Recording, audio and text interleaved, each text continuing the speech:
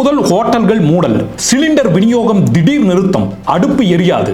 Main சுவிட்ச் இப்போது ஈரானின் கையில். இஸ்ரேல் ஈரான் போரால் இந்தியாவிற்கு ஏற்பட்டுள்ள மிகப்பெரிய ஆபத்து என்ன? பொதுமக்களுக்கு மத்திய அரசு விடுவித்துள்ள அதிரடி உத்தரவு என்ன? முழு விவரங்களையும் இந்த காணொளியில் பார்க்கலாம்.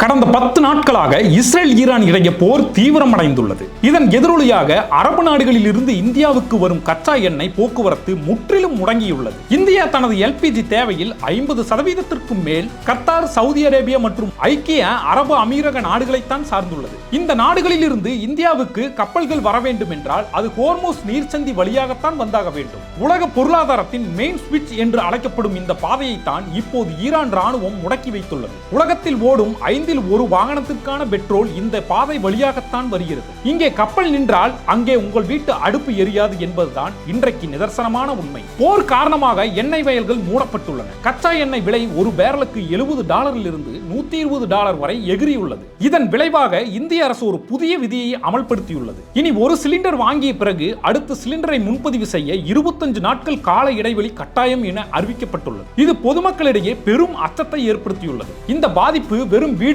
நிற்கவில்லை. சென்னையில் வணிக பயன்பாட்டிற்கான சிலிண்டர் விநியோகத்தை இந்தியன் ஆயில் நிறுவனம் தற்காலிகமாக நிறுத்தியுள்ளது. இதனால் பெங்களூருவில் இன்று முதல் உணவகங்கள் மூடப்பட்டதாக அறிவிக்கப்பட்டுள்ளது. தமிழகத்தில் 1 லட்சம் ஹோட்டல்கள் மூடப்படும் அபாயம் ஏற்பட்டுள்ளது. மதுரை, கோவை போன்ற நகரங்களில் உணவகங்கள் தங்களது மெனு பட்டியலை குறைக்க தொடங்கிவிட்டன. லட்சக்கணக்கான தொழிலாளர்களின் வாழ்வாதாரம் இப்போது கேள்விக்குறியாகியுள்ளது. இந்த இக்கட்டான சூழலில் ரஷ்யா இந்தியாவுக்கு தடையின்றி எண்ணெய் வழங்க முன்வந்துள்ளது. அவர்களிடம் எண்ணெய் வாங்க அமெரிக்காவும் இந்தியாவுக்கு 30 நாட்கள் விதிவிலக்கு அளித்துள்ளது. தமிழக அரசோ அடுத்த 20 நாட்களுக்கு தேவையான சிலிண்டர்கள் இருப்பதாக கூறியுள்ளது. இருந்தாலும் தட்டுப்பாட்டை சமாளிக்க பொதுமக்கள் மின்சார அடுப்புகள், மைக்ரோவேவ் அவன் மற்றும் இண்டக்ஷன் அடுப்புகளுக்கு மாற வேண்டும் என சமூக ஆர்வலர்கள் அறிவுறுத்துகிறார்கள். உலகின் எங்கோ ஒரு மூலையில் நடக்கும் போர் இன்று சாதாரண அடித்தட்டு மக்களின் சமையலறையை தாக்கியுள்ளது. இந்த போர் விரைவில் முடிவுக்கு வந்து அமைதி திரும்ப வேண்டும் என்பதே அனைவரின் எதிர்பார்ப்பாக உள்ளது.